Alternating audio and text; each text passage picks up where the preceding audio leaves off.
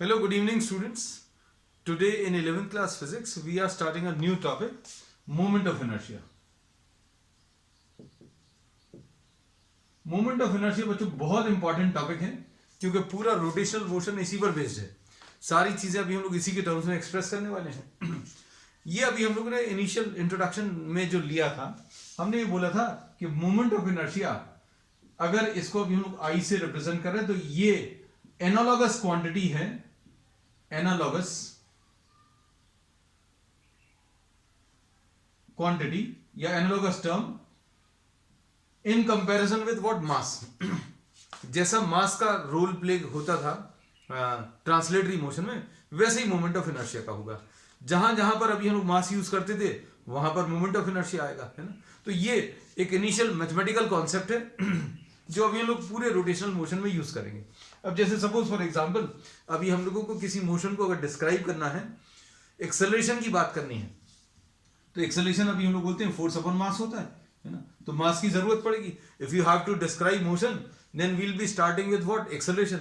Acceleration है मतलब acceleration कब आएगा, जब उसके ऊपर फोर्स लगेगा और force divided by mass.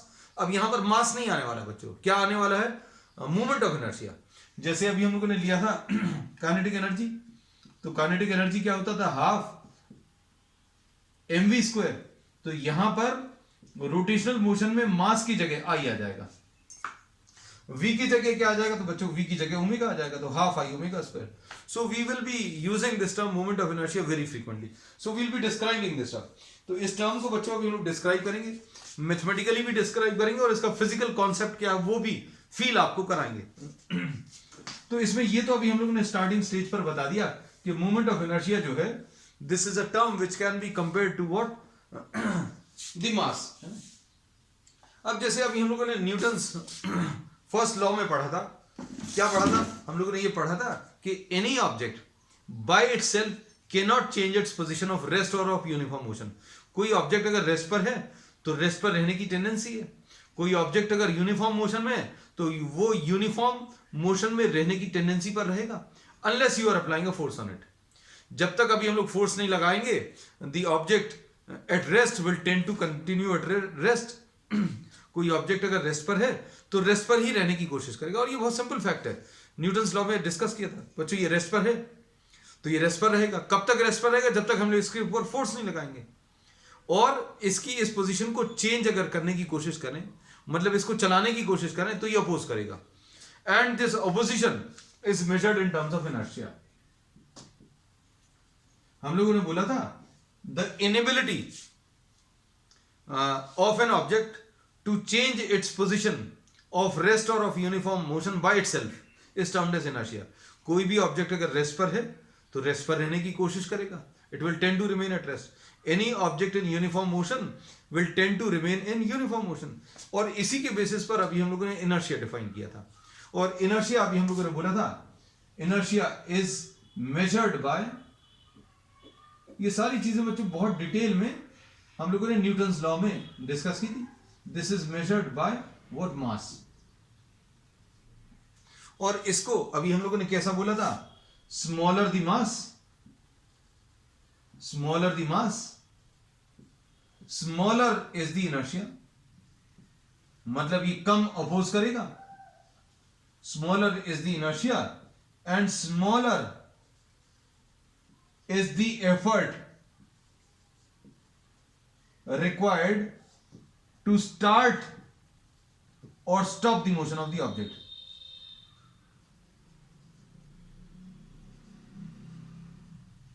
Simple सी चीज बोलिए, जिस ऑब्जेक्ट का मास कम होगा उसका इनर्शिया भी कम होगा, और वो कम अपोज करेगा। किस चीज को कम अपोज करेगा, any change in its state of rest और ऑफ यूनिफॉर्म मोशन। कोई ऑब्जेक्ट अगर रेस्ट पर है, कम मास वाला, और कोई और ऑब्जेक्ट है ज्यादा मास वाला, कार सपोज, दोनों रेस्ट पर हैं, दोनों रेस्ट पर रहने की कोशिश करेंगे। और इसको अगर अभी हम लोग इसका स्टेट ऑफ रेस्ट चेंज करने की कोशिश करेंगे तो ये अपोज करेगा, and opposition will practically be measured in terms of the effort required. आप इसको चलाने की कोशिश करो, कार जो रेस्ट पर है उसको भी चलाने की कोशिश करो, दोनों अपोज करेंगे। भाई जिसका मास कम है वो कम अपोज करेगा, क्योंकि इसका इनर्शिया कम है। इनर्शिया कम है इसलिए कम अपोज करेगा, इसलिए इसको चलाने में कम एफर्ट लगेगा। कार रेस्ट पर है, उसका स्टेट ऑफ रेस्ट चेंज करने की कोशिश करो, उसको चलाने की कोशिश करो, तो उसका मास ज्यादा है, मतलब इनर्शिया ज्यादा है, मतलब वो ज्यादा अपोज करेगा और उसको चलाने में अभी हमें ज्यादा एफर्ट लगेगा। So smaller the mass, smaller is the inertia and smaller is the effort required to start और stop the motion of the object. Stop the motion of the object का मतलब क्या है? अगर ये पेन मूव कर रहा है सपोज 10 किलोमीटर पर आवर से, and if you try to stop this you'll have to apply some effort, and if the same car is moving with 10 kilometers per hour, आप उसके रास्ते में खड़े होकर उसका मोशन स्टॉप करने की कोशिश करो तो क्या होगा? वो भी अपोज करेगा, दोनों ऑब्जेक्ट्स अपोज करेंगे, लेकिन जिसका मास कम है वो कम अपोज करेगा, जिसका मास ज्यादा है वो ज्यादा अपोज करेगा। इसलिए इसको रोकने में कम एफर्ट लगेगा, कार को रोकने में ज्यादा एफर्ट लगेगा। तो जो चीजें अभी हम लोगों ने ट्रांसलेटरी मोशन में जिसकी बात की थी वैसी ही बात अभी हम लोग करेंगे किसमें? मूवमेंट ऑफ इनर्शिया में।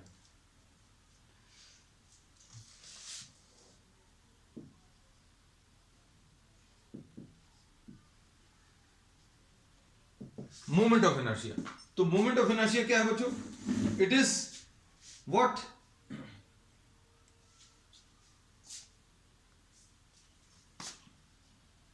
Any object in rotational motion, कोई भी ऑब्जेक्ट अगर रोटेशनल मोशन में है या रोटेशनल मोशन उसका स्टार्ट करना है,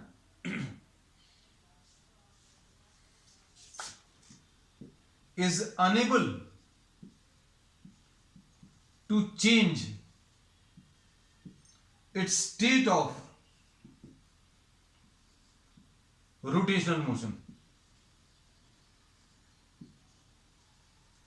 by itself,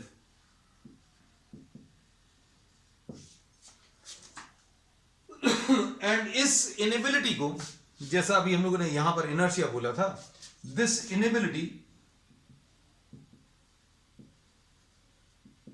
is measured in terms of moment of inertia। अगर कोई ऑब्जेक्ट रोटेशनल मोशन में है उसको रोकने में आपको एफर्ट लगेगा, जिसका मोमेंट ऑफ इनर्शिया कम होगा उसको रोकने में कम एफर्ट लगेगा, और जिसका मोमेंट ऑफ इनर्शिया बच्चों ज्यादा है उसको रोकने में ज्यादा एफर्ट लगेगा। Similarly the case to start the rotational motion. अगर कोई ऑब्जेक्ट रेस्ट पर है और उसका मोशन स्टार्ट करना है, कोई ऑब्जेक्ट अगर रेस्ट पर है और उसका रोटेशनल मोशन स्टार्ट करना है, तो जिसका मोमेंट ऑफ इनर्शिया कम होगा उसका मोशन स्टार्ट करने में कम एफर्ट लगेगा, और जिसका मोमेंट ऑफ इनर्शिया ज्यादा है उसको उसका मोशन स्टार्ट करने में आपको ज्यादा एफर्ट लगेगा, है ना। तो इसके बहुत सिंपल से एग्जांपल्स हैं बच्चों। Suppose if you are having a very small fan, जो टॉय फैंस रहते हैं अभी आप देखो छोटे साइज के, और बहुत बड़े एग्जॉस्ट फैंस, है ना, दोनों का मोशन रोकने की कोशिश करो। Just try to imagine, don't try anything, है ना। एक टॉय फैन जो है, जो आपने देखा हो बैटरी ऑपरेटेड, उसको अगर आप रोकने की कोशिश करोगे small effort will be required. And the large exhaust fans which you are having in coolers, उनमें, या फैंस जो सीलिंग फैंस अभी आप यूज करते हो, वो रोटेशनल मोशन में आप उनको रोकने की कोशिश करो, तो जिसका मोमेंट ऑफ इनर्शिया ज्यादा होगा उसको रोकने में ज्यादा एफर्ट लगेगा। And we know that larger amount of effort is required to stop the motion of a ceiling fan, and still larger effort is required to stop the rotational motion of exhaust fans, है ना। अब हम लोग moment of inertia के बारे में बहुत सारी बातें कर दी।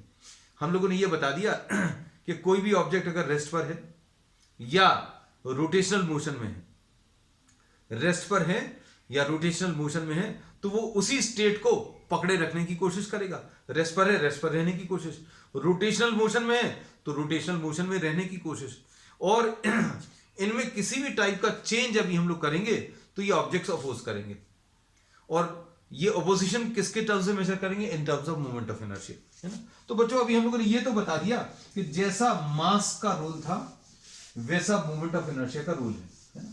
तो अब इसमें मोमेंट ऑफ इनर्शिया की एग्जैक्ट मैथमेटिकल डेफिनेशन क्या है, तो वो सबसे पहले अभी हम लोग ले रहे हैं। Moment of inertia of a particle, moment of inertia of a particle, है ना। अब देखना अच्छे से, सपोज बच्चों ये कोई एक्सिस ऑफ रोटेशन है और इसमें कोई पार्टिकल है which is rotating on a circular path of radius R, एक सर्कुलर पाथ पर ये पार्टिकल मूव कर रहा है।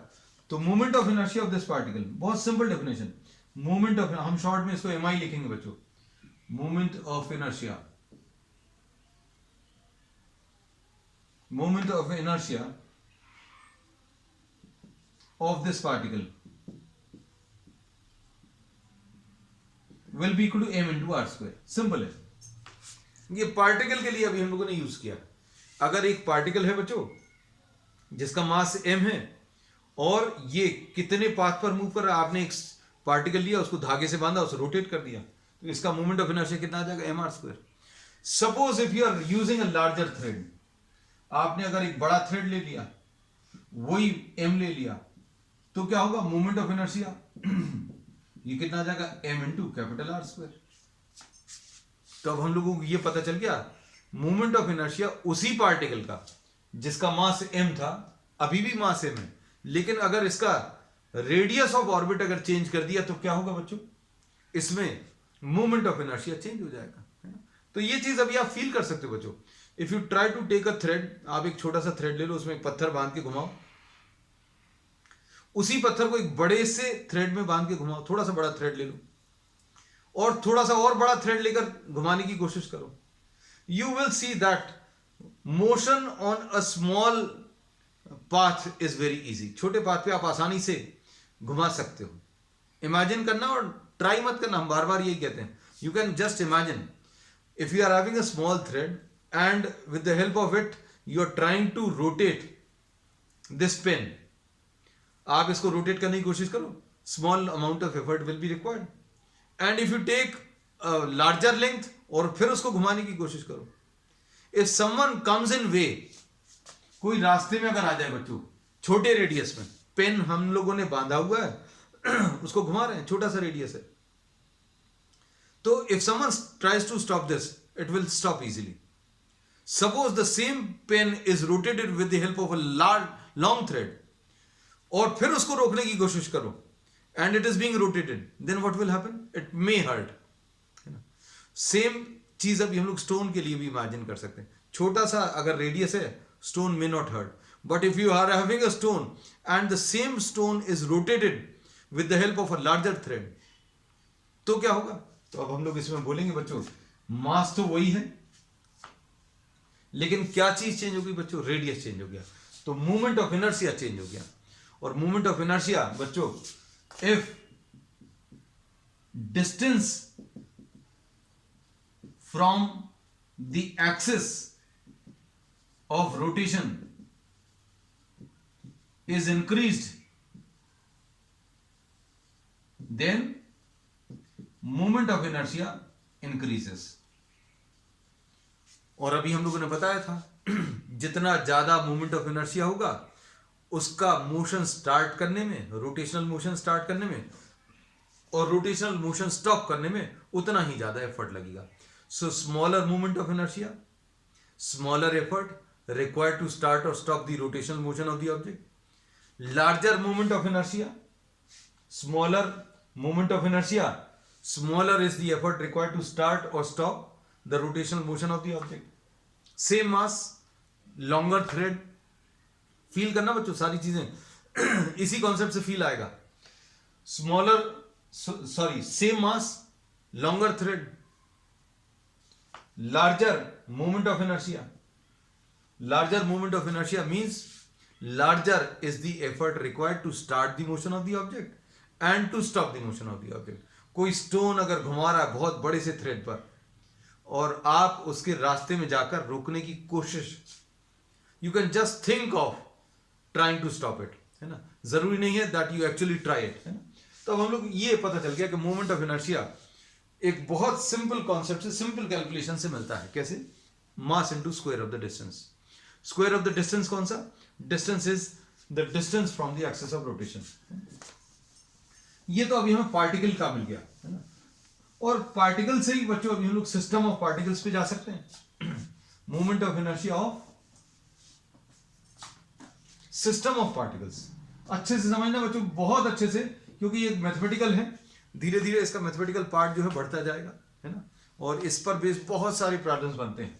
Movement of inertia of system of particles, movement of inertia of what, system of particles.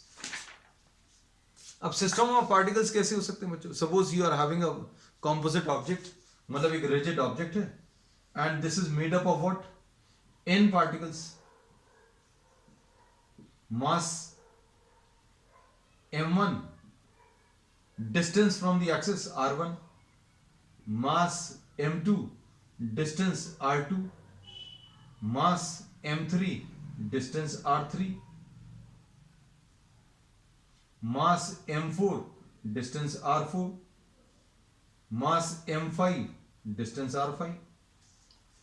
ऐसे कुछ मार्क कर लेना, कुछ पार्टिकल्स। कॉन्सेप्ट बिल्कुल वैसे ही यूज होगा। Consider a system of particles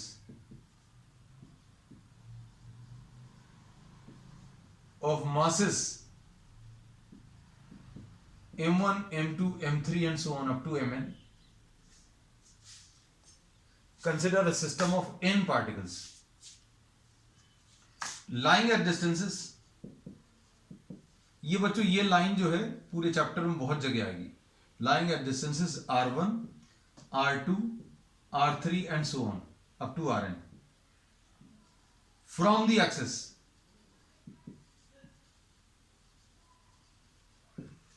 from the axis of rotation. अब movement of inertia will be m1 into r1 square, ये पहले वाले का मूवमेंट ऑफ इनर्शिया। फिर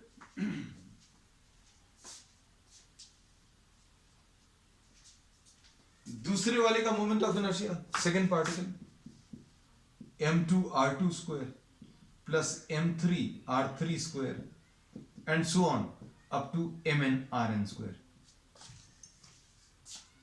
और ये क्या आ जाएगा मोमेंट ऑफ इनर्शिया,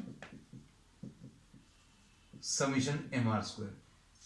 मतलब क्या करो, mass into square of the distance ले लो और सबको ऐड कर लो। एडिशन करने का ये तरीका क्या है बच्चों, समीशन mr स्क्वायर। ये सिस्टम ऑफ पार्टिकल्स था, मतलब इसमें n पार्टिकल्स थे, है ना। अब इसमें हम लोग इसको लिखने का तरीका थोड़ा सा और जनरलाइज कर सकते हैं। कैसा, MIRI लिख देते हैं, है ना? और इसमें अभी हम लोग ऐसा लिखते हैं that from i equal to 1 to i equal to n।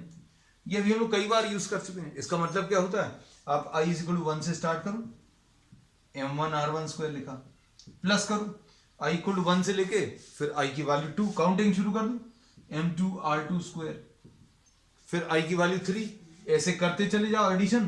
कहां तक करना, i इक्वल टू 1 से लेकर i इक्वल टू n तक।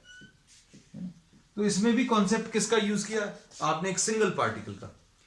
एक पार्टिकल का मोमेंट ऑफ इनर्शिया अगर निकालना है तो बहुत सिंपल है बच्चों, m है और इसका डिस्टेंस r है, तो moment of inertia mr square. फिर हमने n पार्टिकल्स का सिस्टम ले लिया, एक पार्टिकल की जगह अब हम लोगों ने n पार्टिकल्स का सिस्टम ले लिया।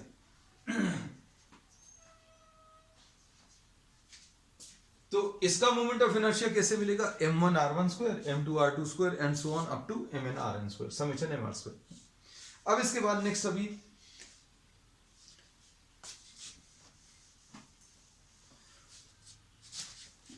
यूनिट्स पर आ जाए बच्चों इसकी। तो आई बच्चों क्या है, m इंटू आर स्क्वायर, है ना। तो इसमें ये सबसे पहली चीज तो ये एक स्केलर क्वांटिटी है। यूनिट्स इसकी क्या है, केजी मीटर स्क्वायर, केजी और metre square SI units. CGS units grams centimetre square.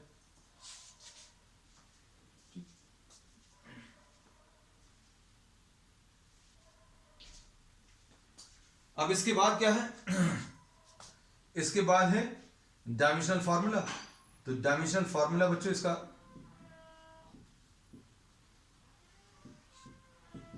m into ये डिस्टेंस है तो l स्क्वायर, तो ये इसका डायमेंशनल फॉर्मूला आ गया है। तो अब हम लोगों को आज बेसिकली इतना जो अभी हम लोगों ने डिस्कशन लिया है इसमें ये पता चल गया कि मोमेंट ऑफ इनर्शिया जो है mass into square of the distance from the axis of rotation, particle का लिया, फिर सिस्टम ऑफ पार्टिकल्स का ले लिया। अब हम लोग क्या करेंगे,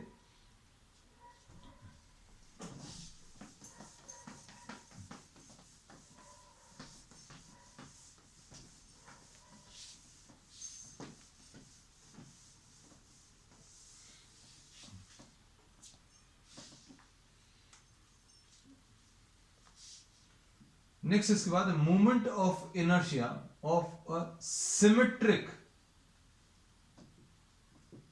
मास डिस्ट्रीब्यूशन। मतलब किसी ऑब्जेक्ट में अगर कोई सिमेट्री है, कोई सॉर्ट ऑफ सिमेट्री अगर एग्जिस्ट कर रही है ना, तो अभी हम लोग कैसे निकालेंगे कॉन्सेप्ट बच्चों, वही यूज करेंगे किसका, पार्टिकल जैसा।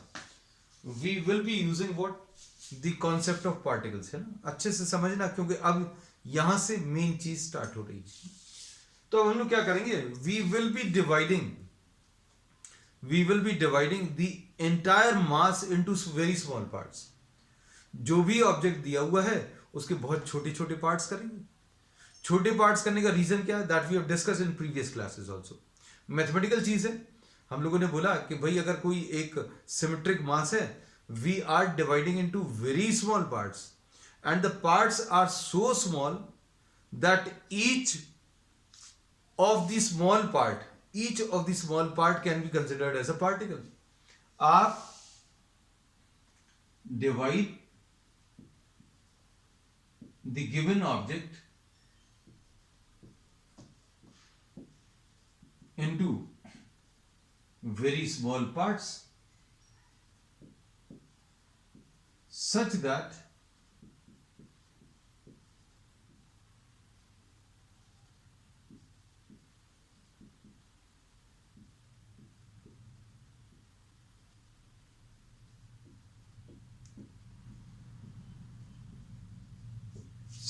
each small part can be considered as a particle.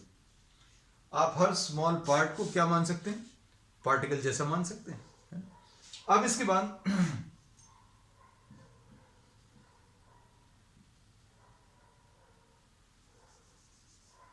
consider one such small part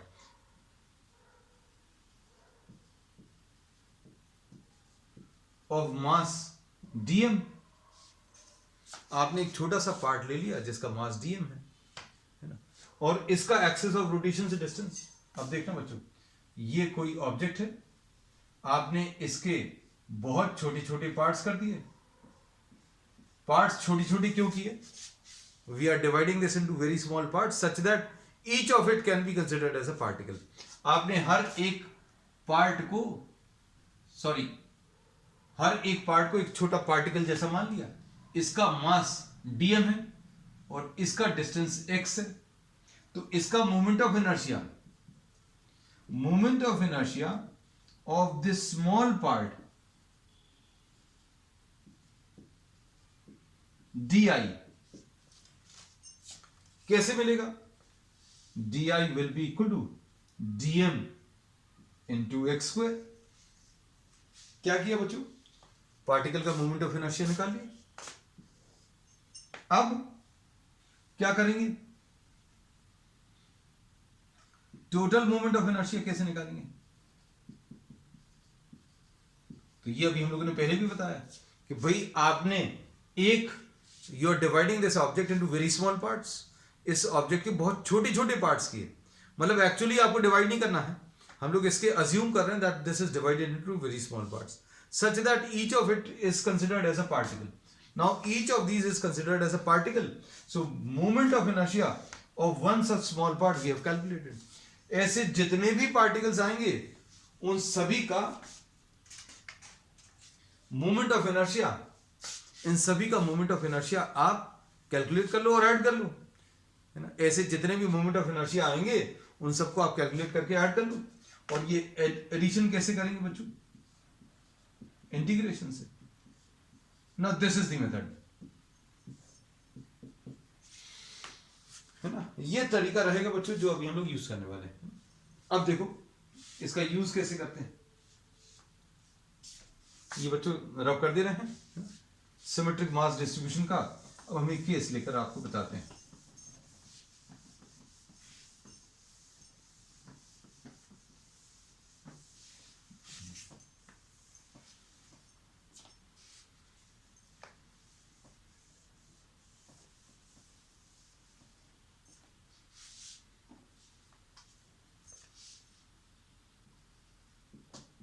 Moment of inertia of a ring about an axis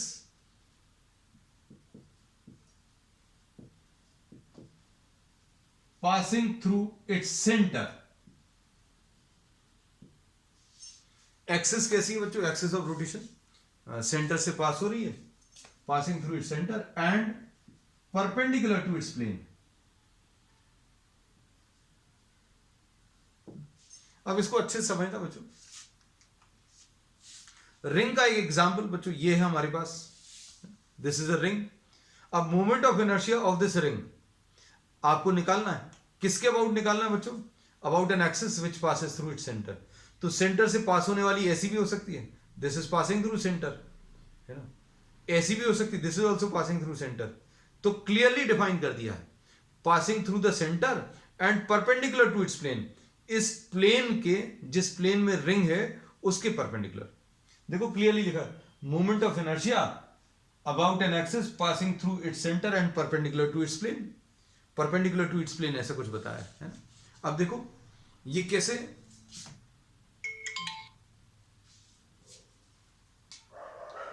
अब ये अभी हम लोग कैसे कैलकुलेट करेंगे देखना ध्यान से। How will we calculate this?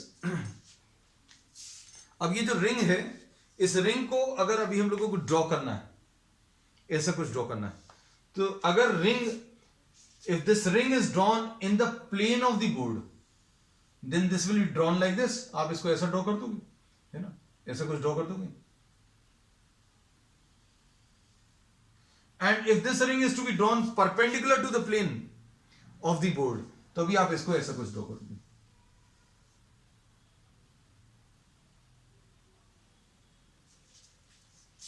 अब इसमें ये तो आपने रिंग ड्रॉ कर ली, this is the ring and this is the axis which passes through the centre. तो ये देखो बच्चों ये सेंटर से पास हो रही है, ठीक। अब इसके अबाउट मोमेंट ऑफ इनर्शिया आपको कैलकुलेट करना है। तो अब हम लोग क्या करेंगे? हम लोगों ने क्या बताया था process? Suppose mass of the ring is m और रेडियस इसका r है। We will be dividing this ring into very small parts. आपने इसके बहुत छोटी छोटी पार्ट्स कर लिए और ऐसा एक पार्ट ले लिया dm। अब आपने क्या किया बच्चों? इस रिंग के बहुत छोटे छोटे पार्ट्स अज्यूम कर लिए and you are taking a very small part. बच्चों यहां पर एक छोटा सा पार्ट ले लिया और इस एक्सिस से इसका डिस्टेंस कितना आ जाएगा? ये रेडियस के बराबर आ जाएगा। तो moment of inertia of the small part di will be equal to dm into r square. Mass of the small part, particle जैसा माना, into square of the distance. अब क्या करेंगे? पूरी रिंग का मोमेंट ऑफ इनर्शिया अगर निकालना है तो आपने जितने भी छोटे छोटे पार्ट्स किए हैं सभी का मोमेंट ऑफ इनर्शिया निकालो और सभी को ऐड कर दो। ऐसे जितने भी छोटे छोटे पार्ट्स आए हैं सभी का मोमेंट ऑफ इनर्शिया ऐसे ही निकलेगा। सभी में मास तो dm रहेगा, डिस्टेंस सारे छोटे पार्ट्स का डिस्टेंस। बच्चों इसमें ये चीज बड़ी अच्छी है कि इस पार्ट का सेंटर से डिस्टेंस r है, इस वाले पार्ट का सेंटर से डिस्टेंस r है। तो अगर आपने ऐसा लिख भी लिया dm इंटू आर स्क्वायर, अगले पार्ट का dm into R square, plus dm into R square, है ना। तो क्या होगा, आर स्क्वायर कॉमन आ जाएगा और जितने भी छोटे छोटे पार्ट्स हैं उन सभी के मासेस ऐड हो जाएंगे, है ना। तो अब हम लोग क्या बोलेंगे, सारे मासेस अगर आप ऐड करोगे तो क्या मिल जाएगा, टोटल मास मिल जाएगा, total mass of the ring. तो अब हम लोग क्या बोलेंगे, total moment of inertia will be integration of D I will be equal to what, dm into R square. इसमें आर स्क्वायर को बाहर ले लो तो अंदर क्या बचेगा, integration of dm। Integration of dm का मतलब क्या है, ये अभी हमने आपको बता दिया। Integration of dm means sum of the masses of all small parts, जितने भी छोटे छोटे पार्ट्स हैं सभी के मासेस को आपको ऐड करना है, और जितने भी छोटे छोटे पार्ट्स हैं, ये dm जितने भी मासेस हैं सभी को अगर आप ऐड करोगे तो क्या मिलेगा, मास ऑफ द रिंग मिल जाएगा। तो moment of inertia of the ring बच्चों एम आर स्क्वायर होता है, पार्टिकल जैसा ही होता है, mass into square of the radius, है ना। अब इसको अगर आपने इंटीग्रेशन यूज नहीं करना है तो क्या करो, आप इसमें m1 एक पार्टिकल, इसका distance from the axis r है, फिर m2 दूसरा पार्टिकल, इसका एक्सिस से डिस्टेंस r है, तो क्या लिखेंगे, m1 into R square plus m2 into R square plus m3, सारे पार्टिकल्स का बच्चों डिस्टेंस सेम रहेगा, आर स्क्वायर कॉमन आ जाएगा, अंदर क्या बचेगा, m1 plus m2 plus m3, सारे पार्टिकल्स का मास ऐड करोगे तो कितना आ जाएगा, ये m into R square. Relation बच्चों वैसे ही आया, तीन तरीके से बता दिया, है ना। तो अब हम लोग इसमें ये कह सकते हैं कि moment of inertia of the ring can be found out by taking the mass into the square of the radius. So this was all about today's introductory class for moment of inertia. अब बाकी कुछ और geometrical shapes भी अभी हम लोग लेंगे जिनके मोमेंट ऑफ इनर्शिया अभी हम लोग नेक्स्ट क्लास में डिस्कस करेंगे। आज के लिए इतना ही, दैट्स ऑल।